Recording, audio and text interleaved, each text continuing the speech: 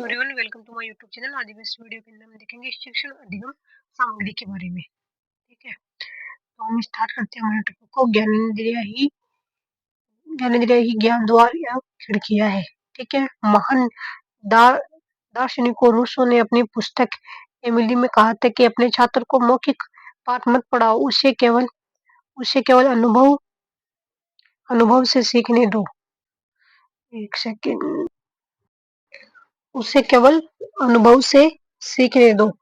जब भी संभव हो आप कार्य द्वारा पढ़ाए। शब्दों का सहारा केवल तभी ले जब कार्य करना संभव न हो। कक्षा शिक्षण के दौरान शिक्षक शिक्षण अधिगम प्रक्रियाओं को प्रभावशाली बनाने, बच्चों के स्तर अनुकूलन बनाने, रुचिकर बनाने, बच्चों की कक्षा में सहभागिता सुनिश्चित करने, सतत रूप से गतिविधि आधारित शिक्षण अधिगम प्रक्रिया को पूर्णतः प्रदान करने हेतु कई प्रकार की सामग्रियों का उपयोग करता है, जिससे जटिल विषय सरल व बोधगम्य हो जाते हैं। इसे ही शिक्षण सामग्री टीचिंग मटेरियल के रूप में जाना जाता है। सहायक सामग्री का अर्थ वे सब कुछ जो एक अध्यापक द्वारा अपने शिक्षण को सुगम, सहज एवं प्रभावपूर्ण बनाने के लिए तथा एक विद्यार्थी द्वारा अच्छी तरह से सीखने के लिए प्रयोग में लाया जाता है, शिक्षण सहायक सामग्री के नाम से जानते हैं। छात्रों के में रुचि उत्पन्न करने अध्ययन में रुचि करने व ज्ञान को स्थायी बनाने हेतु अध्यापक को अनेक प्रकार के साधनों का प्रयोग करना पड़ता है। तब वे साधन जो अध्यापक के उद्देश्य पूर्ति में सहायक होते हैं, सहायक साधन या शिक्षण सहायक सामग्री कहलाते हैं। इन्हें श्रव्य, दृश्य, audio visual add, teaching learning material भी कहते हैं। फिर आ जाती है महत्वपूर्ण परिभाषाएं। तो मैक्रोनी व रॉबर्ट के अनुसार शिक्षक श्रव्य दृश्य सामग्री के द्वारा छात्रों की एक ओर से अधिक ज्ञान इंद्रियों को प्रभावित करके पाठ्य वस्तु को मेल रुचिकर तथा प्रभावशाली बनाता है। इसी डेंट के अनुसार शिक्षण अधिगम सामग्री का तात्पर्य है उस समस्त सामग्री से जो कक्षा में अथवा अन्य शिक्षण परिस्थितियों में लिखित अथवा बोली हुई पाठ्य सामग्री को समझाने में सहायता करती है। फिर है बटन के अनुसार श्रव्य दृश्य सामग्री वह संवेदी पदार्थ या वस्तु है जो अधिगम को प्रारंभ एवं प्रेरित करती है तथा उसे पुनर्बलन प्रदान करती है। थर्ट एवं गेवरिच के अनुसार श्रव्य दृश्य सामग्री वे उपकरण हैं जो शिक्षक को उसके कार्य को प्रभावशाली व शीघ्रता से पूर्ण करने में सहायक होते हैं। एडगर डेल के अनुसार श्रव्य दृश्य सामग्री वे युक्तियां हैं जो जिनके प्रयोग से विभिन्न प्रकार के शिक्षण व प्रशिक्षण प्रशिक्षण स्थितियों में व्यक्तियों एवं समूह में विचारों के संचार में सहायता मिलती है। इन्हें बहुत संवेदनशील सामग्री के रूप में जाना जाता है। फिर आ जाता है शिक्षण सामग्री के प्रयोग में ये सिद्धांत। फिर है प्रेरणा का सिद्धांत पहला है, फिर प्रस्तुतिकरण का सिद्धांत, फिर है रुचिकरण का सिद्धांत, केंद्रीयता का सिद्धांत, अनुक्रिया का सिद्धांत, भौतिक नियंत्रण का सिद्धांत, तैयारी का सिद्धांत, चयन का सिद्धांत। फिर आ जाता है संबद्ध विश्वसनीयता, शिक्षण सामग्री शिक्षण अधिगम सामग्री के गुण। फिर इसमें आ जाता है संबद्धता जैसे कि रोचकता, आशुरचित, अनुकूलता, विश्वसनीयता, सामग्री की उपलब्धता, बंधता एवं व्यवहार्यता, प्रेरणादायक, परिशुद्धता, मितव्ययता। फिर आ जाते हैं शिक्षण सहायक सामग्री की आवश्यक एवं महत्व है। इंद्रियों के अनुभव प्राप्त करना, ज्ञानेंद्रिय का द्वार होती है। ज्ञानेंद्रिय ज्ञान का द्वार होती है जो ज्ञान से प्राप्त किया जाता है। विषय वस्तु की स्पष्टता, विषय वस्तु उससे संबंधित बहुत से ऐसे विचार, सिद्धांत, प्रक्रियाएं ये होती है जिन्हें मौखिक रूप से समझना कठिन होता है, परंतु इन साधनों की सहायता से इन्हें आसानी से समझा जा सकता है। प्रत्यक्ष अनुभव का विकल्प संभव हो वहाँ विषय वस्तु का प्रत्यक्ष अनुभव करवाकर एवं जहाँ ऐसा संभव नहीं हो वहाँ उनके चार चिन्ह अथवा मॉडल प्रस्तुत कर आसानी से विषय वस्तु को बोधगम्य बनाया जा सकता है। फिर अभिप्रेरणा तथा रोचक बनाना, यह सामग्री विषय वस्तु को रोचक बना देती है जिससे छात्रों में रुचि जागृत होती है। इससे बालक स्वयं प्रेरित होकर विषय वस्तु को सरलता से सीख लेते हैं और स्थायी रूप से याद रखते हैं। पिछड़े बालकों की सहायता, वे साधन जो पिछड़े बालकों के अधिगम में बहुत सहायक होते हैं। ऐसे बालक चित्रों, फिल्मों, मॉडल, रेडियो आदि की सहायता से नवीन प्रकरणों को आसानी से सीख लेते हैं। फिर आ जाते हैं कक्षा का वातावरण सजीव व सक्रिय बनाना। इन सहायक सामग्री के कक्षा का वातावरण सजीव व सहायक सजीव व सक्रिय बन जाता है और इसमें शिक्षक और छात्र अपने अधिगम अनुभव साझा करते हैं। अनुशासनहीनता की समस्या के हल में सहायक ये सामग्रियाँ कक्षा में रोचकता लाती है और कक्षा के वातावरण को सजीव बना देती है और बच्चों का अधिगम की ओर ध्यान केंद्रित भी हो जाता है। कल्पना एवं निरीक्षण शक्ति का सिद्धांत शिक्षक सहायक सामग्री के प्रयोग से छात्रों की कल्पना, निरीक्षण, विश्लेषण, संश्लेषण आदि शक्तियों का विकास होता है। वैज्ञानिक दृष्टिकोण का विकास सहायक सामग्री के रूप में विद्यार्थी में वैज्ञानिक दृष्टिकोण या विषय का प्रति उचित दृष्टिकोण उत्पन्न हो जाता है। साथ ही वे विभिन्न प्रकार के उपकरणों का प्रयोग करके प्रशिक्षण, निरीक्षण या विस्मरण शक्ति का विकास करके उपयोगी निष्कर्ष निकालते हैं। ध्यान और एकाग्रता का महत्व विषय अथवा पाठ में छात्रों का ध्यान केंद्रित कराने में सहायक सामग्री का बहुत महत्व है। किसी नमूने, चित्र, आकृति को देखकर छात्रों का ध्यान उस ओर आसानी से केंद्रित हो जाता है। स्पष्ट और स्थायी स्थायी धारणा या परिकल्पना का सिद्धांत जितना जितना अधिक छात्रों को प्रत्यक्षीकरण का अवसर दिया जाएगा उतनी ही स्पष्टता और स्थायी धारणा उनके विषय के प्रति एक गहन होगी। फिर है सहायक सामग्री के प्रयोग का मनोवैज्ञानिक पक्ष प्रसिद्ध मनोवैज्ञानिक जीन पियाजे ने अपने अध्ययनों से यह निष्कर्ष निकाला कि चित्रों, मॉडलों, चार्टों आदि के द्वारा प्रदर्शित प्रत्ययों, परिभाषाओं, संबंधों, सूत्रों आदि को देखकर बालक आपस में तर्क वितर्क करते हैं। शिक्षक तथा शिक्षण विधियों की सफलता की उपयुक्त श्रव्य दृश्य सामग्री के समुचित उपयोग पर निर्भर करती है। इसे निम्न रेखा चित्र द्वारा सरल आसानी से समझाते हुए लर्न है फर्स्ट पर 1% है through taste, 1.5% through touch, 3.5% through smell और 11% इसके द्वारा हीयरिंग के द्वारा, 83% साइट के द्वारा। फिर आता है वी रिमेम्बर हम याद करते हैं, 20% व्हाट वी हम क्या है हियरिंग हमने क्या सुना है, 30% व्हाट वी सी हमने क्या देखा है, 50% एंड हमने सी एंड हियर हमने क्या देखा है, सी एंड हियर और 70% क्या है व्हाट वी से हमने क्या कहा है, 90% है व्हाट वी से एंड डू। साधारणतः हम इसमें रखते हैं 10% उसका जो हम पढ़ते हैं, तो 20% उसका जो हम सुनते हैं, 30% उसका जो हम देखते हैं, 50% उसका जो हम सुनते हैं और देखते हैं, 70% उसका जो हम कहते हैं, 90% उसका जिनमें हम सक्रिय पूर्व विचार विमर्श अथवा अभ्यास करते हैं। किया जाता है शिक्षण सहायक सामग्री की अब सापेक्षिक प्रभावशीलता को एडगर डेल ने एक शंकु के द्वारा स्पष्ट किया है। बहुइंद्रिय अनुशासन के लिए एडगर डेल ने दृश्य श्रवण साधनों की सहायता से अनुभव के आधार पर एक विशेष प्रकार का वर्गीकरण प्रस्तुत किया जिसे अनुभव का त्रिकोण या अनुभव शंकु की संज्ञा दी। एडगर डेल ने अपनी पुस्तक audio visual method in teaching में अनुभव के शंकु को प्रदर्शित किया है। एडगर डेल के अनुभव शंकु का उद्देश्य शिक्षण सहायक सामग्री तथा सहायक प्रणाली की अपेक्षा प्रभावशीलता को स्पष्ट करना। फिर मोटेश्वरी कहती है कि ज्ञानेंद्रिय के द्वारा हमें ज्ञान मिलता है, अतः यह ज्ञान के दरवाजे और खिड़कियां है। एडगर डेल ने इन सभी अनुभवों का वर्गीकरण करके एक ही चित्र की रचना की। उन्होंने अनुभव शंकु या अनुभव त्रिकोण का नाम दिया। डेल के अनुसार अनुभव शंकु ऐसा दृश्य साधन है जो अनुभव के बिना स्रोतों के अंदर संबंधों को तथा सीखने की प्रक्रिया में अनेक व्यक्तिगत अनुभवों के प्रभाव को उजागर करता है।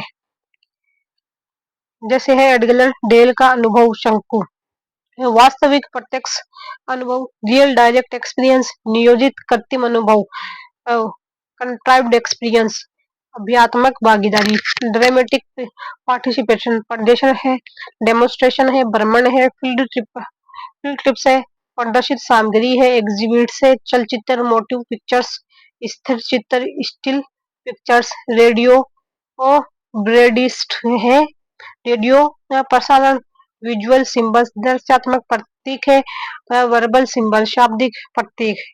ये है अध्यक्ष अपूर्ण अनुभव इनडायरेक्ट एक्सपीरियंस और ये है डायरेक्ट एक्सपीरियंस प्रत्यक्ष। दूसरा है अनुभव शंकु, देखो इसके अंदर आ जाता है प्रत्यक्ष सार्थक अनुभव, वास्तविक अनुभव, किसी कार्यों को जिसे वे स्वयं करते हैं उसको 90% है। फिर है बाद के अंदर मॉडल अथवा वास्तविक अनुभव का अनुरूपण किसी स्थिति में भूमिका निर्वाह, अनुभव कार्यशाला में भाग लेना। जो वे कहते हैं लिखते हैं उसका 70% विश्लेषण करने, डिजाइन बनाने, सर्जन करने, मूल्यांकन करने में। फिर बाद के अंदर आ जाता है प्रदर्शन को दिखाना, प्रेक्षण, प्रदर्शन, निर्देशन करना, जो वे देखते हैं तथा सुनते हैं उसका 50%। फिर आता है स्थित चित्रों को देखना, स्थित चित्रों को देखना, चलचित्रों को देखना, जो वे देखते हैं उसका 30%, प्रदर्शन करने, प्रयोग में लाने, अभ्यास करने में। फिर व्याख्यान सुनना है, जो वे सुनते हैं उसका 20%। फिर पाठ पठन जो पढ़ते हैं उसका 10%, जिसे लोग सामान्य स्मरण करते हैं। परिभाषित करने, वर्णन करने में, सूचित बनाने में, व्याख्या करने में, शिक्षार्थी में समूह अनुभव संको है ये सारे के सारे। फिर आ जाता है जो अनुभव संकुच रोज जितना अधिक संवेदात्मक इंद्रियों के प्रयोग का अवसर देता है वह उसी अनुपात में अधिगम उत्पन्न करने में अधिक प्रभावशाली होता है। इस प्रकार शंकु के सबसे निचले वाले भाग में सबसे अधिक तथा सबसे ऊपर वाले भाग में सबसे कम संवेदात्मक इंद्रियों का प्रयोग होता है। इसी अनुपात को सही रूप में दर्शाने के लिए एडगर डेल ने शंकु की आकृति का चयन किया जो नीचे के भाग से सबसे अधिक विकसित तथा ऊपर के भाग में सबसे कम विकसित होता है। अधिगम अर्जित करने की दृष्टि से प्रत्यक्ष एवं मूर्त अनुभव अत्यधिक सहज स्वाभाविक होता है। जो हम प्रत्यक्ष से अप्रत्यक्ष की ओर और तमोगुण से अमृत की ओर बढ़ते हैं, अधिगम अर्जित करने के लिए विशेष प्रयास करना पड़ता है। यदि हम चित्र के को ध्यान से देखें तो बाईं ओर एक लंबी रेखा द्वारा नीचे से ऊपर की ओर घटता हुआ प्रभाव दिखाई पड़ता है। फिर आता है चित्र में 4 प्रकार के दृश्य श्रव्य साधन के शिक्षण प्रभावों को दर्शाया गया है। प्रत्यक्ष अनुभव साधन, डायरेक्ट एक्सपीरियंस एंड सबसे अधिक प्रभावशाली जैसे प्रोजेक्ट वर्क, सर्वेक्षण, प्रयोग, मॉडल, प्रदर्शन, शैक्षणिक भ्रमण, फील्ड ट्रिप, नाटक। फिर है परसेप्टिव साधन, प्रोजेक्टेड एड्स, अप्रेक्षित से अधिक प्रभावशाली जैसे मूक, चलचित्र, फिल्म स्ट्रिप्स। अप्रेक्षित साधन, नॉन प्रोजेक्टेड शब्दों से अधिक प्रभावशाली जैसे बुलेटिन बोर्ड, पोस्टर, चार्ट, चित्र, model, green, white, black board. फिर आता है मौखिक साधन, वर्बल एड्स, न्यूनतम प्रभावशाली जैसे मौखिक शिक्षण। इस अंक में मौखिक शब्दों का प्रभाव सबसे कम जो शीर्ष भाग में स्थित होता है तथा प्रत्येक साधनों का प्रभाव सबसे अधिक जो इसके आधार पर भाग में दिखाई देता है। फिर आता है एडगर डेल ने अपने अनुभव शंकु को 11 प्रकार के वर्गीकरण प्रस्तुत किए जो कि निम्न प्रकार से वास्तविक, प्रत्यक्ष अनुभव, real direct experience. Edgar Dale के अनुसार ऐसा अनुभव अनुभव सबसे प्रभावशाली या सर्वोत्तम माना जाता है। इसे प्राप्त करने में हमारी संवेदनात्मक इंद्रियां सक्रिय होती है। ये किसी कार्य को करके सीखना उससे सीखने का सर्वोत्तम तरीका है। यह एडगर डेल के अनुशंकों का आधार है जिसे प्रयोगशाला प्रयोग, फर्नीचर बनाना, प्रोजेक्ट बनाना हर वस्तु है। फिर है आयोजित कर्तव्य अनुभव, कंट्राइव्ड एक्सपीरियंस। वास्तविकता को देख पाना संभव न हो तो वास्तविकता को आयोजित रूप में दर्शाया जाता है जिससे देखने वाले को यथार्थ का बोध हो सके। यथार्थता के संपादन को ही आयोजित अनुभव कहते हैं। ताजमहल का ज्ञान उसके मॉडल को देखने से भी हो सकता है। अन्य अन्य उदाहरण मॉडल, ग्लोब, सैंपल आदि। फिर बात के अंदर आ जाता है नाटकीय अनुभव, ड्रामेटाइज्ड एक्सपीरियंस। नाटकीय अनुभव से अभिप्राय या नाटकों के द्वारा ज्ञान प्राप्त करना। किसी नाटक या ड्रामा में मूर्त या वर्तमान की घटनाओं तथा अनुभवों को अभिनय क्रियाओं तथा भूमिका निर्वाह द्वारा देखा, सुना स्वयं हमने अनुभव करने का प्रयत्न किया। नाटकीयता से वास्तविकता का बोध अधिक गहरा होगा क्योंकि इसमें केवल शब्दों को देखकर मस्तिष्क में चित्र बना सकते हैं जैसे नाटक, प्रेजेंट, अभिनय, कठपुतली, भूमिका निर्वाह आदि। फिर आता है प्रदर्शन, डेमोन्स्ट्रेशन। प्रदर्शन 3 प्रकार के होते हैं, पद्धति, परिणाम और समृद्धि। इन तीनों में हमने केवल देख व सुन सकते हैं बल्कि अपने हाथ से करने का भी अवसर प्राप्त कर सकते हैं। यही कारण है कि प्रदर्शन वास्तविक सीखना उत्पन्न करने में उन अनुभव स्रोतों से अधिक प्रभावशाली है। शैक्षिक यात्राएं, फील्ड ट्रिप्स, इसमें विद्यार्थी केवल प्रत्यक्ष देख सकते हैं और निर्देशक की बातें सुन सकते हैं। यही कारण है कि शैक्षिक यात्रा प्रदर्शन से कम प्रभावशाली होती है जिससे इस अनुभव शंकु में प्रदर्शन से ऊपर स्थान दिया जाता है। फिर है प्रदर्शन या एग्जीबिशन। ये वास्तविकता के बनावटी प्रतिरूप होते हैं। इन्हें केवल देखा, समझा तथा आका अनुमान अनुमान आ जा सकता है। इसलिए यह प्रदर्शन शैक्षिक यात्रा से कम प्रभावशाली होते हैं, जैसे चार्ट, पोस्टर, फोटो, दृश्यावली, बुलेटिन बोर्ड आदि। फिर बात के अंदर आ जाता है दूरदर्शन टीवी। टेलीविजन की विशेषता है, इसे न केवल देखा जा सकता है बल्कि इससे आवाज भी सुनी जा सकती है। सिनेमा, मोशन पिक्चर, सिनेमा और टेलीविजन में कोई विशेष अंतर नहीं है, दोनों में देखा है सुना जा सकता है, किंतु टेलीविजन की आसान उपलब्ध है एवं व्यापक प्रसार के कारण इसका प्रभाव अधिक गहरा होता है। इसलिए अनुभव शंकु में सिनेमा को टेलीविजन के ऊपर स्थान दिया गया है। फिर बात के अंदर आता है रेडियो रिकॉर्डिंग स्थल स्थिर चित्र स्टिल पिक्चर। इसमें इनसे केवल सुना या देखा जा सकता है। आ, इस कारण अधिगम उत्पन्न करने में यह हम प्रभावकारी और इन्हें अन्य स्रोतों से ऊपर स्थान दिया जाता है। फिर दृश्य प्रतीक विजुअल सिंबल्स, इनमें वे बहुत से साधन है जिन्हें हम केवल देख सकते हैं, जैसे poster, chart, chalk board, flash board, flannel board, graph आदि। इनमें केवल एक संवेदन अंग का प्रयोग होता है, इसलिए यह उन सभी स्रोतों से कम प्रभावशाली होते हैं। इन साधनों का प्रयोग प्रत्येक विषय के शिक्षक द्वारा कक्षा कक्ष में किया जाता है। शाब्दिक प्रतीक वर्बल सिम्स अनुभव शंकु के स्टेज पर शाब्दिक प्रतीक है। यह और कुछ नहीं बल्कि बातचीत में प्रयुक्त होने वाले शब्द और भाषाएं हैं। एक कक्षा में सबसे अधिक प्रयुक्त होने वाले विचार प्रदान करने के लिए साधन है। अध्यापक द्वारा इन साधनों का कक्षा में सबसे अधिक प्रयोग किया जाता है तथा यह सबसे कम प्रभावशाली होते हैं। फिर बाद में आ जाता है शिक्षण सहायक सामग्री का वर्गीकरण। सबसे पहले इंद्रियों के आधार पर तो है दृश्य सामग्री, श्रव्य सामग्री, दृश्य श्रव्य सामग्री। फिर प्रौद्योगिकी के आधार पर सॉफ्टवेयर, हार्डवेयर और प्रक्षेपण के आधार पर प्रक्षेपित सामग्री, अप्रक्षेपित सामग्री, प्रत्यक्ष अनुभव या क्रिया प्रदान सामग्री। फिर इंद्रियों के आधार पर शिक्षण सहायक सामग्री का वर्गीकरण। दृश्य सामग्री, तो दृश्य सामग्री के अंदर आ जाता है सबसे पहले प्रतीकात्मक। फिर आ जाता है पहला कार्टून है, चार्ट है, डायग्राम है, फ्लैश बोर्ड्स है, ग्राफ है, मैप है, पिक्चर है, फोटोग्राफ है, फ्लिप बुक है, प्रिंटेड मटेरियल है। फिर आता है प्रदर्शन पट, ब्लैक बोर्ड है, बुलेटिन बोर्ड है, फ्लैनल बोर्ड है, पेग बोर्ड है, मैग्नेटिक बोर्ड है। फिर आ जाता है आयामी सामग्री, मॉडल्स आ जाते हैं, ऑब्जेक्ट्स आ जाते हैं, स्पेसिमेंट आ जाते हैं। फिर आ जाता है प्रक्षेपी की सामग्री, इसमें मैजिक, लालटेन, साधारण प्रोजेक्ट, पारदर्शी ओपेक प्रोजेक्टर या पारदर्शी एडिया एपिडाई स्पोक, पारदर्शी व पारदर्शी film strips projector, overhead projector, slides आ जाती है। फिर आ जाता है श्रव्य सामग्री। श्रव्य सामग्री के अंदर आता है रेडियो आ जाता है, टेप रिकॉर्डर, ग्रामोफोन, लिग्वाफोन, टेली टेल टेलीवार्ता, मानव स्वर, भाषा प्रयोगशाला। फिर आ जाता है दृश्य श्रव्य सामग्री, टेलीविजन आ जाता है, ड्रामा आ जाता है, वीडियो टेप आ जाती है, डॉक्यूमेंट्री फिल्म है, सिनेमा है, ध्वनि युक्त फिल्म स्ट्रिप्स ध्वनि युक्त फिल्म में स्ट्रिप्स आ जाती है, close circuit close circuit television, CCTV, computer, mobile, teleconferencing, video conferencing, कठपुतलियां, पपेट्स। फिर आता है प्रौद्योगिकी के आधार पर शिक्षण सहायक सामग्री का वर्गीकरण। सबसे पहले जाता है सॉफ्टवेयर। सॉफ्टवेयर के अंदर जाते हैं ग्राफिक्स, चार्ट्स, ग्राफ में पोस्टर, प्रदर्शन चौक, फ्लैनल बोर्ड, बुलेटिन बोर्ड आदि, त्रिआयामी मॉडल, नमूने आदि। फिर आता है हार्डवेयर। हार्डवेयर में दृश्य उपागम एवं श्रव्य उपागम।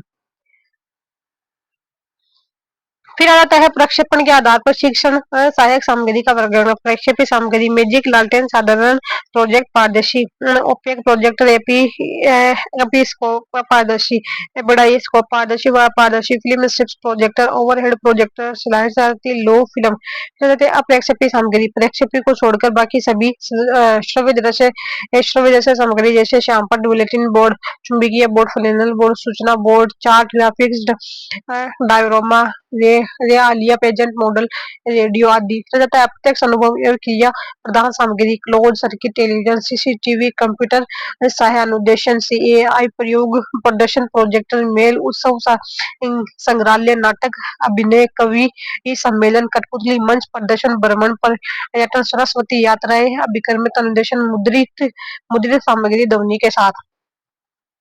फिर आता है प्रमुख शिक्षण सहायक सामग्री, जादुई लालटेन, मायादीप, मैजिक लालटेन। यह प्रक्षेपी साधन के इतिहास का पहला आविष्कार माना जाता है। प्राचीन समय में जब वस्तु प्रोजेक्ट होकर और पर्दे पर चित्रित दिखाई ही गई तो उन्हें यह जादू सा महसूस हुआ। फलस्वरूप ही इस यंत्र का नाम जादुई लालटेन दिया गया। वैज्ञानिक भाषा में इसे डाइस्कोप कहा जाता है। इसकी सहायता से जो भी सामग्री प्रदर्शित की जाती है उसे उस उसे एक पारदर्शक स्लाइड पर अंकित किया जाता है और फिर उसे दिखाया जाता है। इसे प्रोजेक्टर का अग्रदूत भी कहते हैं। फिर एपिस्कोप या अपारदर्शी वस्तुओं को प्रदर्शित करने के लिए एपिस्कोप का निर्माण किया जाता है, जैसे छायाचित्र, पाठ्य पुस्तक आदि। एबेडाइस्कोप चित्र विस्तारक यंत्र। एबेडाइस्कोप द्वारा समतल पर रखी ये सामग्री जैसे किताब से चित्र बड़े पर्दे पर प्रतिबिंबित किया जाता है। इसके माध्यम से अध्यापक कक्षों और में चित्रों को बड़े रूप में प्रदर्शित करता है। इसमें पारदर्शी व अपारदर्शी दोनों प्रकार की वस्तुओं को दिखाया जाता है। एबेडाइस्कोप इक्वल्स टू एपिस्कोप या अपारदर्शी, डाइस्कोप पारदर्शी। फिर आ जाता है स्टीरियोस्कोप। किसी प्राकृतिक दृश्य या ऐतिहासिक स्थल को मूर्त रूप में देखने में यह यंत्र उपयोगी होता है। शिरोपरि प्रोजेक्टर, ओवरहेड प्रोजेक्टर, ओएचपी। इस यंत्र की सबसे बड़ी विशेषता यह है कि अध्यापक लिखने, चित्र, आकृति खींचने आदि सभी प्रक्षेपी की प्लेट पर अपनी इमेज के पास रख ही संपन्न करते हैं और संपूर्ण सूचनाएं अध्यापन के सिर के ऊपर उस छात्रों के समक्ष सामने की दीवार या पर्दे पर प्रक्षेपित होती रहती है, इसलिए इसे शिरोपरि प्रक्षेपी ही कहते हैं। फिर बात के अंदर आ जाता है लाभ इसका। यह प्रकाश युक्त कमरे में भी काम कर सकता है, इसलिए कमरे में अंधेरा करने की जरूरत नहीं है। प्रोजेक्टर में आकृति का प्रक्षेपण अध्यापक के ऊपर से होता है, इसलिए वह हर समय क्लास को देख सकता है। यह ये स्थापना कर सकता है। चित्र दर्शक प्रोजेक्टर इस यंत्र द्वारा चित्रों के बने हुए स्लाइड्स कक्षा के सम्मुख दिखाए जाते हैं।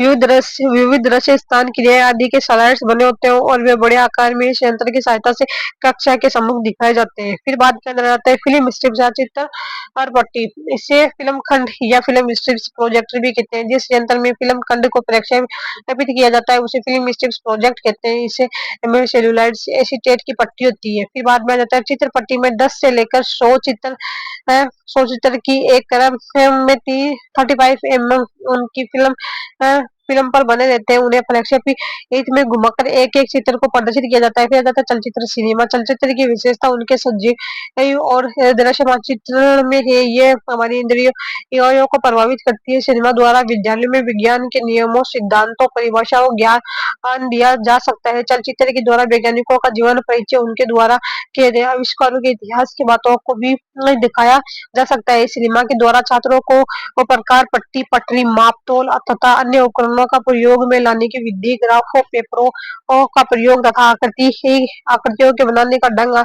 आदि को शीघ्रता से सिखाया जा सकता है। फिर आ जाता है रेडियो। रेडियो का आविष्कार जी मेरोकोनी ने 1895 में किया था। भारत में रेडियो का पहला प्रसारण 23 जुलाई 1927 को बंबई में प्रारंभ हुआ, जिसमें विभिन्न देशों की जीवनी, मनोरंजन एवं समाचारों का प्रसारण किया जाता था। विद्यालय के लिए रेडियो प्रसारण सन 1937 में कलकत्ता में, इसके बाद सन 1938 में व्यापक पैमाने पर विद्यालयों के लिए रेडियो का प्रसारण प्रारंभ हुआ। फिर बाद में आ जाता है ग्रामोफोन या सितार। यह एक हस्तचलित उपकरण है जो चाबी भरने से संचालित होता है। इसमें स्पीकर लगा होता है। इसके द्वारा संगीत तथा अन्य उपयोगी कार्यक्रम सुने जा सकते हैं। ग्रामोफोन की सहायता से किसी विषय का विवरण प्रस्तुत किया जा सकता है। यह शिक्षण इनकी श्रव्य सामग्री है जो सस्ता साधन है। भाषा की शिक्षा में उच्चारण तथा भाषण देने की कला सिखाने में उसकी सहायता ली जाती है। कुशल वक्ताओं के भाषण, महान व्यक्तियों के कथन एवं प्रबंध सुनना उपयोगी होता है। फिर है लिंगुआ फोन। ग्रामोफोन की ये बात ही लिंगुआफोन में रिकॉर्ड्स से काम लेते हैं। इसे सुनकर बालक उसका अनुसरण करते हैं और भाषा संबंधी अभ्यास करते हैं। उच्चारण शिक्षा, पढ़ने या बोलने की शिक्षा में इसका उपयोग अधिक होता है। यह एक खर्चीला वाद्य यंत्र है। यह कुछ ग्रामोफोन के समान होता है। इसका उपयोग विदेशी भाषाओं के शब्दों का उच्चारण सीखने के लिए भी किया जाता है। यह सुनो, समझो और बोलो के सिद्धांत पर कार्य करता है। दूरदर्शन टेलीविजन। इसका आविष्कार 1926 में किया गया। भारत में टीवी का प्रारंभ 15 सितंबर 1959 में हुआ। भारत में टीवी पर आधारित पहला शैक्षिक कार्यक्रम 1961 में दिल्ली में प्रारंभ हुआ। फिर बात करना जाता है कंप्यूटर संगणक। कंप्यूटर का नाम अंग्रेजी भाषा के कंप्यूटर शब्द से पड़ा है, जिसका अर्थ गणना करना। कंप्यूटर की प्रथम अवधारणा 1833 में ब्रिटिश वैज्ञानिक चार्ल्स बेबेज ने स्वचालित गणना यंत्र बनाकर प्रस्तुत की। इन्हें कंप्यूटर का पिता भी कहा जाता है। फिर आ जाता है टेलीकॉन्फ्रेंसिंग। यह एक इलेक्ट्रॉनिक प्रणाली है जिसमें दो या दो से अधिक व्यक्ति किसी विषय वस्तु पर चर्चा चर्चा व वार्तालाप कर सकते हैं। टेली शब्द का अर्थ दूर तथा कॉन्फ्रेंसिंग का अर्थ सम्मेलन है। टेलीकॉन्फ्रेंसिंग का अर्थ दूर-दूर स्थित व्यक्तियों में सम्मेलन कराना है। टेलीकॉन्फ्रेंसिंग के प्रकार श्रव्य टेलीकॉन्फ्रेंसिंग, दृश्य टेलीकॉन्फ्रेंसिंग, कंप्यूटर टेलीकॉन्फ्रेंसिंग। फिर आ जाता है बात के अंदर श्यामपट्ट श्यामपट्ट ब्लैक बोर्डिंग। श्यामपट्ट का सर्वप्रथम आविष्कार जेम्स विलियम ने किया। इसे चौक बोर्ड भी कहा जाता है। प्रारंभ में बोर्ड का रंग काला, उसके बाद ग्रीन, उसके बाद व्हाइट बोर्ड और वर्तमान में चलन डिजिटल बोर्ड हो गया है। श्यामपट्ट पर अक्षर लगभग 2 से 2.5 इंच के आकार के में लिखे जाना चाहिए ताकि कक्षा का पिछली बेंच पर बैठा हुआ छात्र भी देख सके। लिखते समय शिक्षक को लगभग 45 डिग्री के कोण पर खड़ा होकर लिखना चाहिए ताकि अधिकतम छात्र श्यामपट्ट पर और क्या लिखा जा सकता है पढ़ते जाएं। फिर श्यामपट्ट पर चित्र, रेखा चित्र आदि पर छात्रों के ध्यान को केंद्रित करने के लिए पॉइंटर का प्रयोग किया जाना चाहिए। फिर बाद में जाता है बुलेटिन बोर्ड, नोटिस सूचना बोर्ड, नोटिस पट्टे। फिर इस प्रदर्शन पट्ट भी कहा जाता है। इसका प्रयोग कक्षा के बाद विद्यार्थियों की सूचनाओं के लिए विभिन्न प्रकार की लिखित चित्रात्मक मुद्रित सामग्रियों को भली-भांति प्रदर्शित करने का प्रयत्न किया जाता है। यह लकड़ी के फ्रेम में सॉफ्टवुड या कॉर्क मटेरियल आदि की शीट लगाकर बनाया जाता है। फिर बात के अंदर आता है फ्लैनल बोर्ड। ये एक लकड़ी का बना हुआ एक बोर्ड होता है जिसे एक ऊन का कपड़ा चढ़ा होता है और इस प्रकार चित्र को चिपकाया जाता है। यह ऊन ऊन सूती बालों का बना फ्लैनल कपड़ा होता है। इसके ऊपर चित्र, अक्षर अथवा रेखा चित्र जिनके पीछे रेगमाल कागज, सैंड पेपर की पट्टियां होती है, चिपकी रहती है। ये सहज ही चिपक सकते हैं। इसे फ्लैनल ग्राफ भी कहते हैं। फ्लैनल ग्राफ पर कटे हुए चित्रों को आवश्यकता अनुसार क्रमबद्ध तरीके से प्रदर्शित किया जाता है। फिर आ जाता है डायरोमा दर्शावली। छात्रों द्वारा निर्मित वस्तुओं को एक और शीशे लगी खिड़की, शीशे शीशे लगी लकड़ी या गत्ते के डिब्बे में सजा दिया जाता है। इसे डायरोमा कहा जाता है। डायरोमा उसे त्रिकोण दृश्य को कहते हैं जिसमें किसी संस्कृति विषय या समाज विषय के लोगों की किसी मूलभूत मानवीय क्रिया को या उसकी विशिष्ट जीवन पद्धति को दर्शाया गया हो। किसी भी मध्यम आकार वाले गत्ते से बने बक्से के एक हिस्से को काटकर डायग्राम बनाया जा सकता है। विद्यालय में अर्जित ज्ञान प्रत्यक्ष प्रदर्शन और स्वयं के निर्माण की प्रकृति के कारण बहुत से छात्र अनेक प्रकार की सामग्री बना लेने में सफल होते हैं। छात्रों द्वारा निर्मित इन वस्तुओं को एक और शीशे लगे लकड़ी अथवा गत्ते के डिब्बे में सजा दिया जाता है। उन्हें डायरोमा कहा जाता है। ऐसी ही सामग्री को प्रदर्शित करने के लिए बुलेटिन बोर्ड का भी उपयोग किया जाता है जो प्राय 30x40 आकार का होता है। फिर जाता है रियाला सबसे अभिप्राय उन वस्तुओं से है जिसका किसी संस्कृति विशेष या समाज विशेष के लोग निर्माण करते हैं या जिनका वे उपयोग करते हैं। ये वस्तुएं उन संस्कृति या समाज विषय की अभिन्न अंग होती है। इनके वास्तविक अंग प्रदर्शन द्वारा उस समाज या संस्कृति का वास्तविक परिचय कराया जाता है। इन्हें जर्मन शिक्षा शास्त्रियों ने रियालिया कहा है। यहाँ छात्र वस्तु का निरीक्षण कर सकता है, उसका प्रयोग कर सकता है और जैसा वह देखता है वैसा सच्चा विवरण प्रस्तुत कर सकता है। जैसे हड़प्पा सभ्यता के औजारों को संग्रहालय में ले जाकर वास्तविक रूप से देखकर हड़प्पा सभ्यता की जानकारी ही देना। फिर बात किया जाता है चार्ट। चार्ट एक साधारण समतल चित्र युक्त प्रदर्शन सामग्री है। चार्ट का प्रयोग चित्र बनाने में किसी नियम, शहर, समाज, देश, घटनाओं, व्यक्तियों के कालक्रम, संख्यात्मक, गुणात्मक सूचनाएं, तथ्य, आंकड़ों के रूप में छात्रों के सामने प्रस्तुत किया जाता है। चार्ट के प्रकार समय चार्ट, टाइम चार्ट। इस प्रकार के चार्ट में अतीत घटित घटनाओं की तिथि को दर्शाया जाता है, इसलिए इसे कालक्रम चार्ट भी कहते हैं। समय रेखा graph chart, time line graph chart.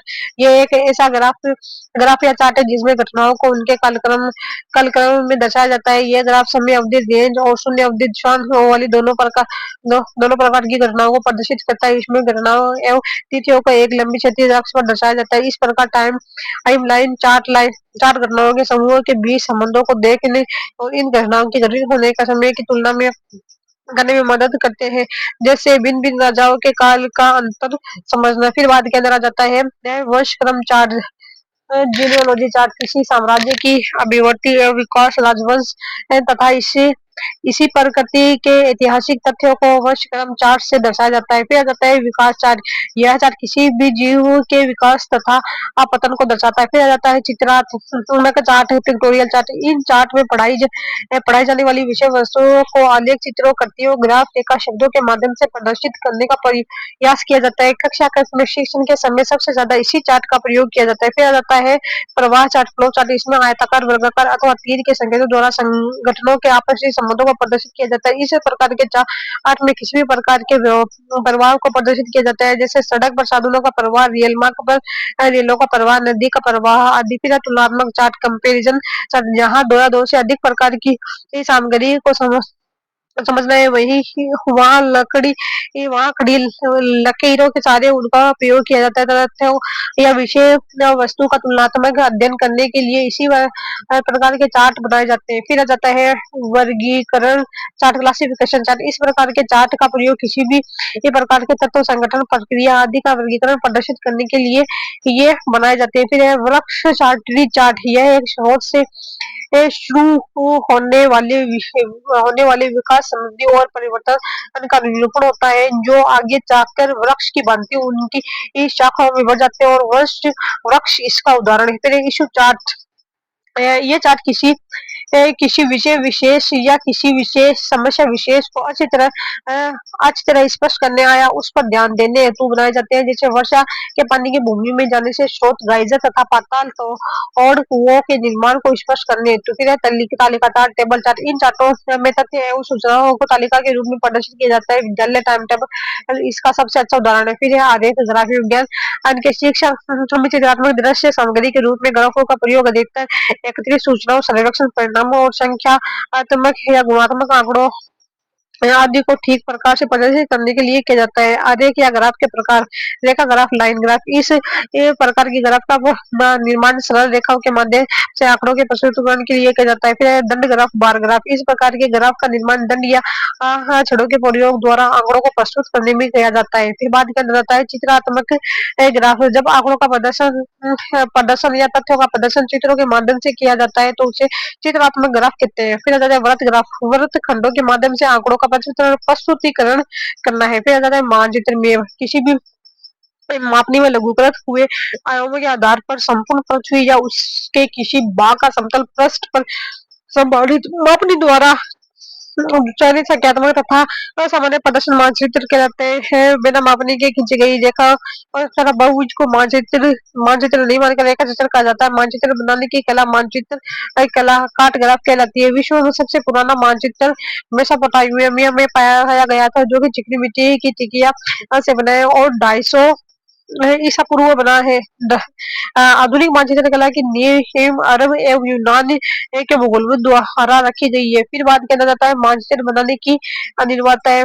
फिर है इसके अंदर आ जाता है स्केल, मापनी, मानचित्र, प्रक्षेप में प्रोजेक्शन, मानचित्र प्रक्षेपीकरण, मैप जनरलाइजेशन, मानचित्र अभिकल्पना, मैप डिजाइन, मानचित्र मानचित्र निर्माण तथा प्रस्तुति में कंस्ट्रक्शन एंड प्रोडक्शन। फिर है मानचित्र के प्रकार, मापनी पर आधार, based on scale, line scale है, मैप्स, भू संपत्ति मानचित्र, कैडेस्ट्रल मैप, टोपोग्राफिकल मैप। फिर small scale map, wall map, atlas map, based on function, physical map, physical relief map.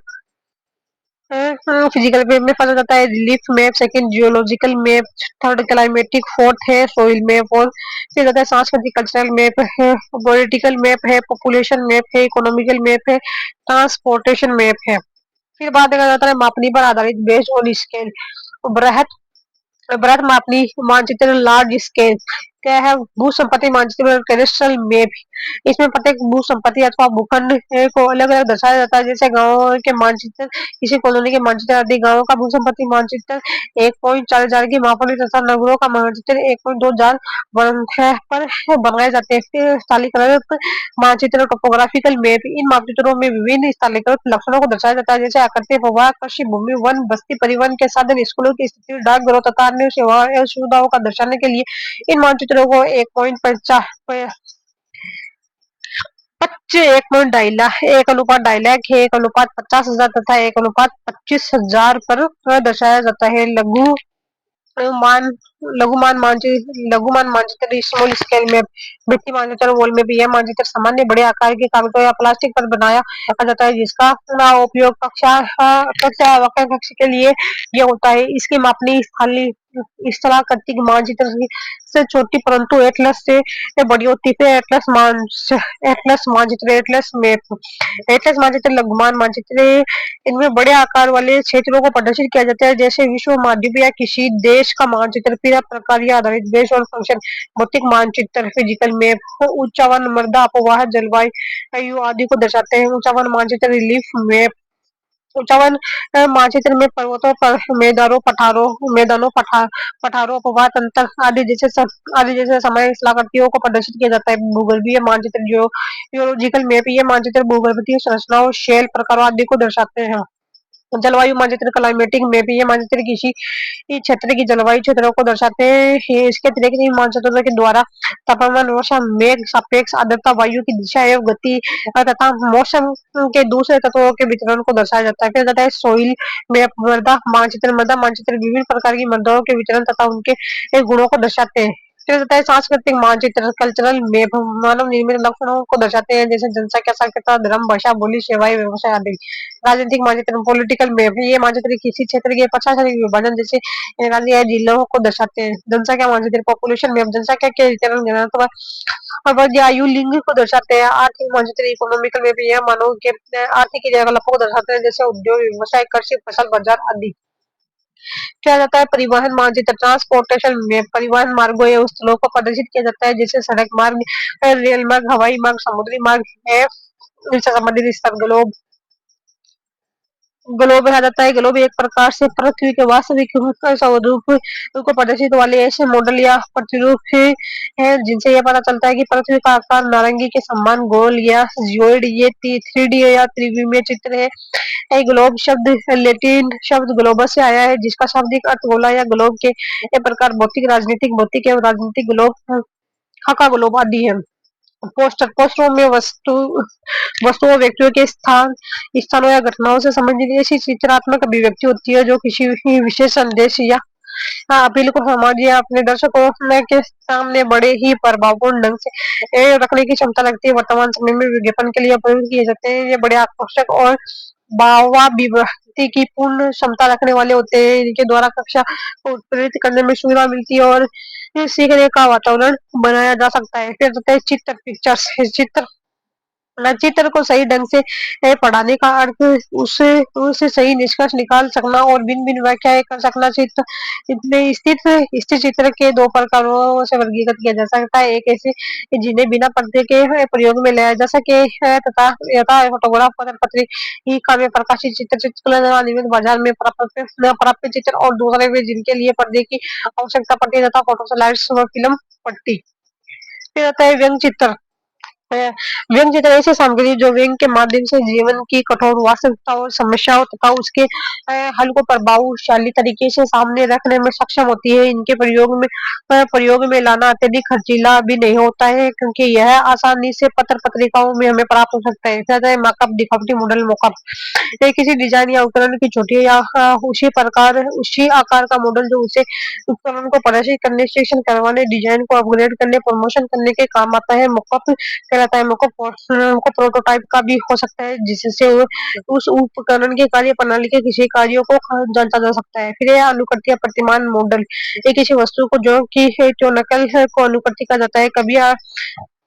कभी आकार की विशालता अथवा सूक्ष्मता के कारण प्रत्यक्ष अनुभव कराना कठिन होता है। प्रतिमान वास्तविक वस्तुओं के प्रतिबिंब या छाया होते हैं, जो उस वस्तु का प्रतिनिधित्व करते हैं। इनका प्रयोग किसी एक वस्तु, पद्धति, कार्य विधि अथवा विचारों को प्रदर्शित करने के लिए किया जाता है। ये 3D या त्रिविमीय प्रकार के होते हैं। सामान्य मॉडल दो प्रकार के होते हैं, स्टील मॉडल और वर्किंग मॉडल। स्टील मॉडल और working model, but still model स्थिर होते हैं, उनमें किसी वस्तु के आकार, प्रकार, आयाम आदि का ज्ञान दिया जा सकता है, जबकि वर्किंग मॉडल के माध्यम से आकार, प्रकार, आयाम आदि के साथ साथ उनकी कार्यविधि का भी क्रियात्मक ज्ञान दिया जा सकता है। फिर आ जाता है स्पेसिमेन या नमूना, किसी विशेष प्रकार की वस्तु का उदाहरण जिसे विशेष रूपों से विशेषज्ञ या वैज्ञानिक द्वारा अध्ययन हेतु चयन किया जाता है। नमूना स्पेसिमेन कहलाता है, जैसे पत्थर, मिट्टी या किसी जीव का स्पेसिमेन जीव विज्ञान में प्रयोगशाला या संग्रहालय में विभिन्न जीवों को स्पेसिमेन के रूप में रखा जाता है। फिर आ जाता है अभिनय या ड्रामा। अभिनय का अर्थ है अनुभव, व्यवहार करना या काम करना अभिनय या नकल कर यानी कि प्रवृत्ति बालकों में स्वाभाविक होती है। इनका इनका रूप किसी भूमिका के निर्वाह से लेकर रंगमंच पर वेशभूषा तथा साज सज्जा सहित संपूर्ण अभिनय तक हो सकता है। अभिनय के विभिन्न रूप अभिनय अनुभव के निम्न रूप हो सकते हैं। संरचना सहित लेख साधन का अभिलेख प्राय बालक लकड़ी को घोड़ा मानकर उस पर सवारी करने का अभिनय करते हैं देखे जाते हैं।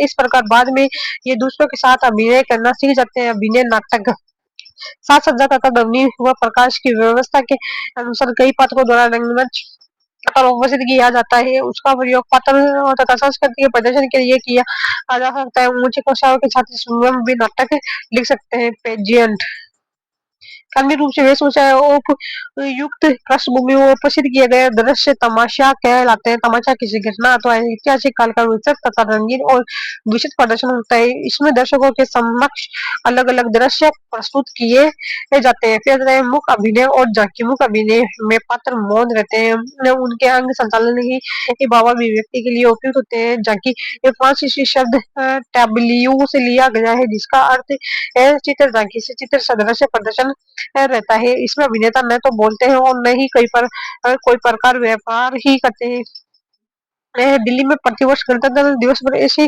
अनेकों झांकियां निकलती है। फिर है छाया अभिनय।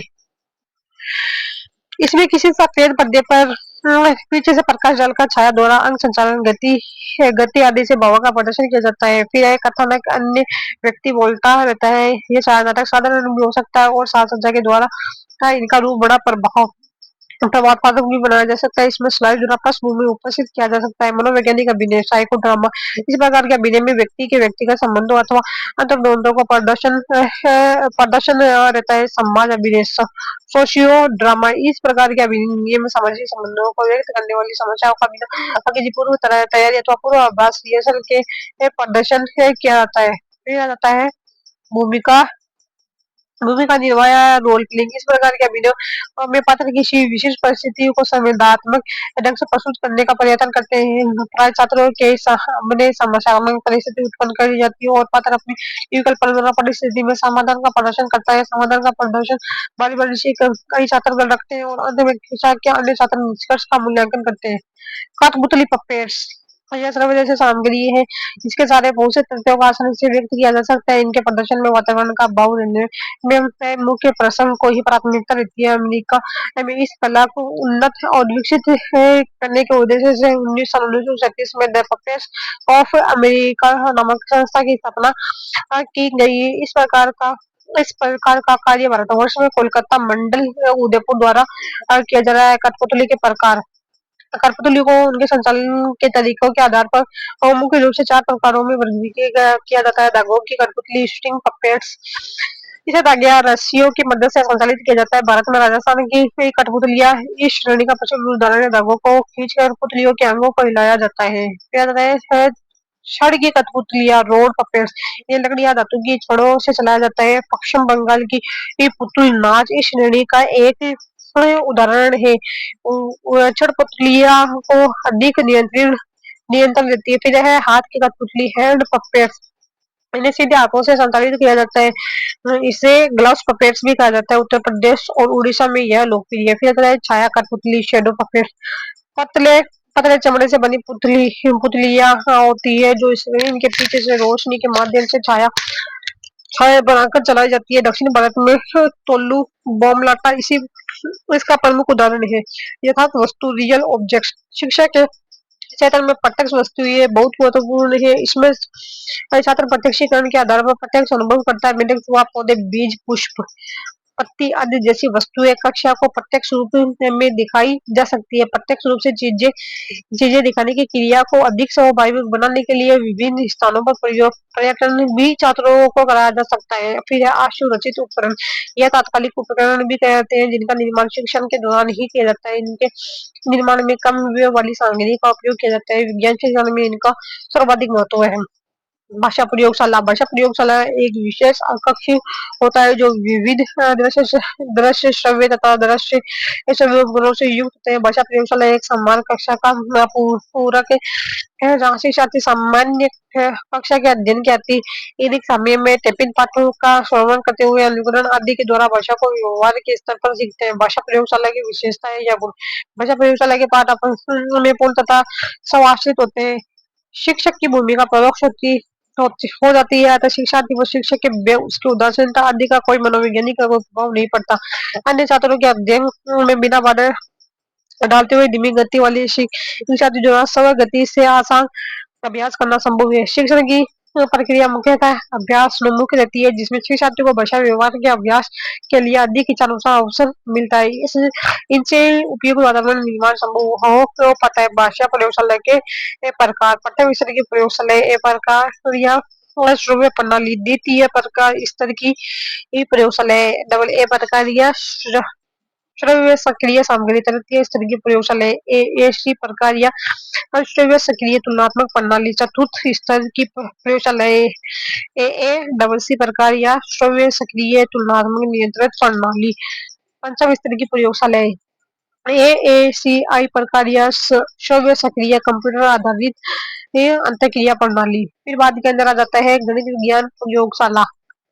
विद्यालय में गणित एवं विज्ञान प्रयोगशाला वही स्थान है जहाँ पर विद्यार्थी विभिन्न प्रकार की अभिव्यक्ति एवं प्रयोगों को व्यवस्थित ढंग से अपने हाथों से करके मूल प्रायोगिक कौशलों को सीखते हुए एक ज्ञानार्जन करते हैं। विद्यालय प्रयोगशाला में किए जाने वाले प्रयोगों तथा प्रोजेक्ट कार्यों के उद्देश्य निम्न है। मापन की मूल कुशलता का विकास करना, कुछ सामान्य मापक यंत्रों उपकरणों और रसायनों का उपयोग करना, सरल उपकरणों का उपयोग करना, सूक्ष्मदर्शी का उपयोग करना तथा स्लाइड्स बनाना, प्रेक्षण लेना, आंकड़े एकत्रित करना तथा इन्हें उचित रूप से प्रस्तुत करना, उचित रूप से पर निष्कर्ष निकालना तथा रिपोर्ट तैयार करना। प्रयोगशाला के सम्मान का लेखा जोखा रखने हेतु निम्नलिखित रजिस्टरों का साधारण किया जाता है। फर्स्ट स्टॉक रजिस्टर यह 3 प्रकार के होते हैं। न टूटने वाली वस्तुओं का रजिस्टर, लकड़ी, लोहे एवं अन्य कठोर धातु से बना सामान। टूटने फूटने वाली वस्तुओं का रजिस्टर, कांच व प्लास्टिक सामान जैसे बीकर, प्रणाली, थर्मामीटर आदि। खर्च हो जाने वाली वस्तुओं का रजिस्टर जैसे रासायनिक पदार्थ, अशुद्ध जल, माल की खरीद दिलाने वाला रजिस्टर, आवश्यकता प्रदर्शित करने वाला रजिस्टर। फिर आ जाता है 36 आ जाता है गणित विज्ञान किट, मैथ साइंस किट। प्रयोग और प्रदर्शन के माध्यम से गणित विज्ञान विषय के विभिन्न प्रकरणों को सीखने सिखाने के लिए आवश्यक उपकरणों को एक लकड़ी के बक्से में रखा जाता है। इन उपकरणों युक्त बक्से को गणित विज्ञान की किट की संज्ञा दी जाती है। देश में गणित विज्ञान किट एनसीईआरटी द्वारा तैयार किया जाता है। गणित विज्ञान किट के प्रमुख उदाहरण थे गिन, तारा, अबेकस। यह एक छोटा सा उपकरण होता है जिससे का उपयोग प्राथमिक स्तर के बच्चों को संज्ञा ज्ञान देने हेतु किया जाता है। इसकी सहायता से प्राथमिक स्तर के बच्चों को आसानी से जोड़, घटाव, गुणा, भाग, मीना, वर्गमूल, स्थानीय मान की अवधारणाओं को समझाया जा सकता है। डाइनिस ब्लॉक्स सामान्यतः रबड़ प्लास्टिक के बने बॉक्स हैं जिनका उपयोग बुनियादी गणित की अवधारणाओं जैसे जोड़, घटाव, संख्या, गिनती, स्थानीय मान को सीखने के लिए प्रयोग किया जाता है। फिर आता है ग्राफ पेपर। यह दशमलव संख्या के पढ़ने के लिए उपयोग किया जाता है। दशमलव संख्या के जोड़, वाक्य, गुणा आदि क्रियाओं की संकल्पना को समझने के लिए जैसे 0.3 इंटू 0.2 इक्वल टू हो जाता है 0.6। संख्या चार्ट, नंबर चार्ट, दो बिन विराम में छोटा या बड़ा ज्ञात करने के लिए संख्या चार्ट का उपयोग किया जाता है। समय, विषम संख्या, भाज्य, अभाज्य संख्याओं का ज्ञान भी इसी के द्वारा करवाया जाता है। फिर आता है स्लाइड्स रूल। यह एक यांत्रिक युक्ति है जिसका उपयोग मुख्य रूप से गुणा और भाग करने के लिए किया जाता है। वर्तमान समय में कैलकुलेटर आदि के कारण इसका उपयोग सीमित हो गया है। फिर नेपियर पट्टी या नेपियर स्टेप्स। नेपियर पट्टियां गणित में अधिकतम सहायक सामग्री होती है। इसमें लंबी लंबी पट्टियां होती है जिनमें 0 से 9 इन तक के नंबर लिखे होते हैं। सीधे गुणन के लिए इनका उपयोग किया जाता है। 10 ग्राम। इसमें अगर आकृति को विभिन्न प्रकार के 5 या 7 भागों में काटा गया होता है। इसमें विद्यार्थी द्वारा इन कटे गए भागों को जोड़कर अलग अलग आकृति और जानवर, मनुष्य, वस्तु, अंक आदि बनाई जाती है जिससे बालकों में दृश्यता विजुअलाइजेशन की समझ विकसित होती है। इसी के सभी भागों को जोड़कर पूर्ण वर्ग का निर्माण किया जा सकता है। फिर आता है टेलर फ्रेम। यह टेलर पर दोष वाले बच्चों को गणित सिखाने के लिए प्रयोग किया जाता है। फिर आता है जियो बोर्ड। यह लकड़ी का बना एक बोर्ड होता है जिस पर अनेक कील जिस पर अनेक कील लगी होती है। जियो बोर्ड पर रबड़ बेड़ या धागे के इस्तेमाल से बच्चे को खुली व बंद आकृतियों को सिखाया जा सकता है, जिसे त्रिभुज त्रिभुज परिधि परिक्षेत्र आदि आयत आदि। फिर बात करते हैं जियो बॉक्स। जियो बॉक्स इसमें ज्योमेट्री बॉक्स भी कहा जाता है। इस उपकरण को ज्यामितीय औजार कहा जाता है। उपकरण तो प्रोजेक्टर कोण को मापने हेतु साधारण भाषा में इसे दिया जाता कहते हैं set box. Set square set square विभिन्न प्रकार के चतुर्भुज के निर्माण समकोण कोण यह दो प्रकार का होता है। सेट स्क्वायर 45 डिग्री है। Set square 60 degree. कंपास प्राचीन रोम और यूरोप में कंपास को ज्यामिति और मानचित्र बनाने के लिए विकसित किया गया है। गणित में इसका प्रयोग चापरोवर्त प्रणाली में किया जाता है। साधारण भाषा में इसे प्रकार भी कहते हैं। फिर है डिवाइडर।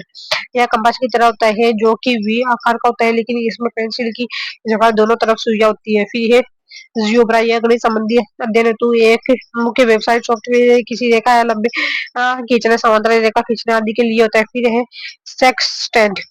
इस उपकरण का उपयोग कोण की दूरी मापने के लिए किया जाता है। इसका अधिकतर उपयोग जहाज रानी नेविगेशन में होता है हेपोस्मीटर और क्लिनीमीटर।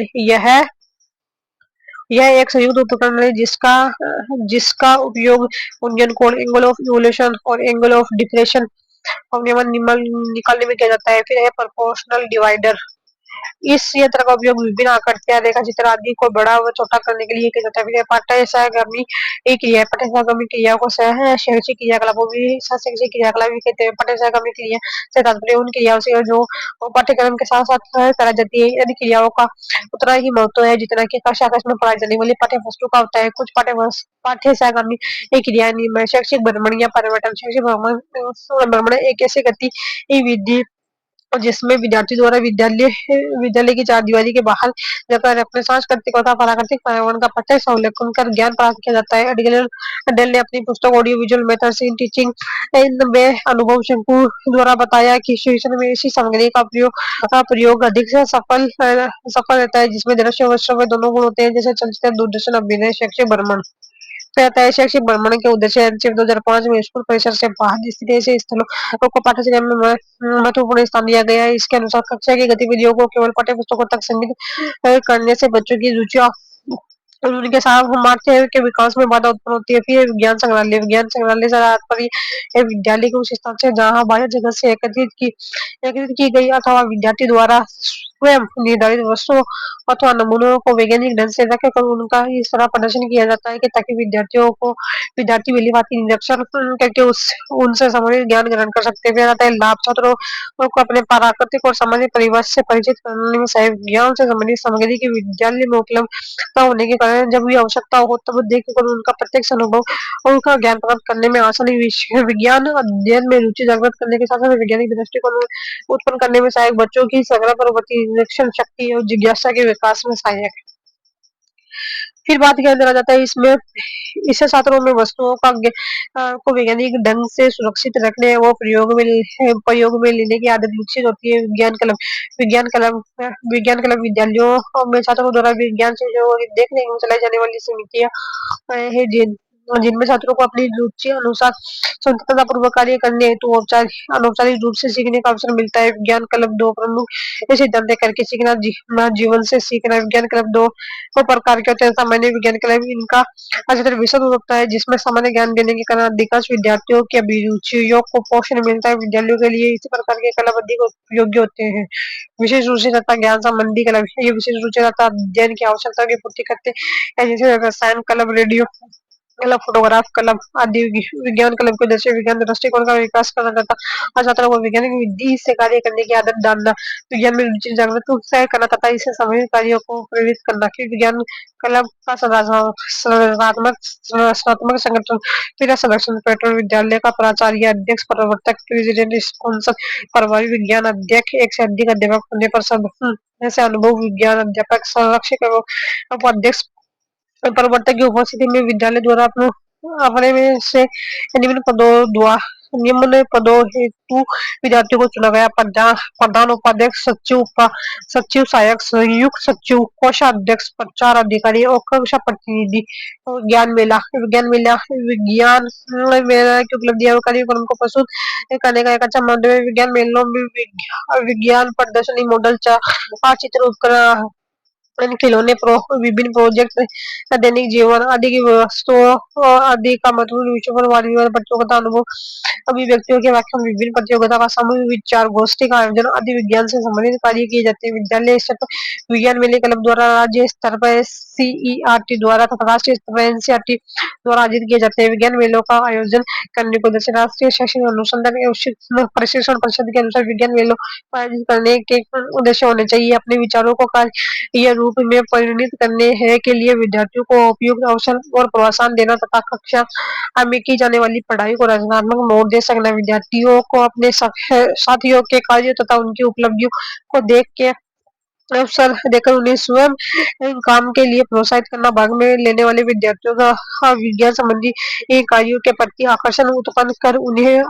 आगे से इसमें सहयोग देने के लिए तैयार करना। विज्ञान के विशेष मेधावी तथा प्रतिभावान छात्रों को प्रकाश में आने का अवसर देना तथा उन्हें उत्साह में वृद्धि करवाना। भारत के भावी वैज्ञानिकों को पहचाने तथा उन्हें अपने पद पर बढ़ते रहने का अवसर देने, व्यक्तिगत और विज्ञान क्लबों द्वारा हाथ में लिए जाने वाले विभिन्न कार्यक्रमों तथा उपलब्धियों को तुलनात्मक अध्ययन के लिए उपयुक्त अवसर प्रदान करना, जनसाधारण तथा विद्यार्थियों के अभिभावक को स्कूल में किए जाने वाले कार्यों से परिचित करवाना तथा उनको अध्यापकों और विद्यार्थियों के समीप आने का अवसर देना। इसी के साथ ये टॉपिक हमारा कंप्लीट होता है।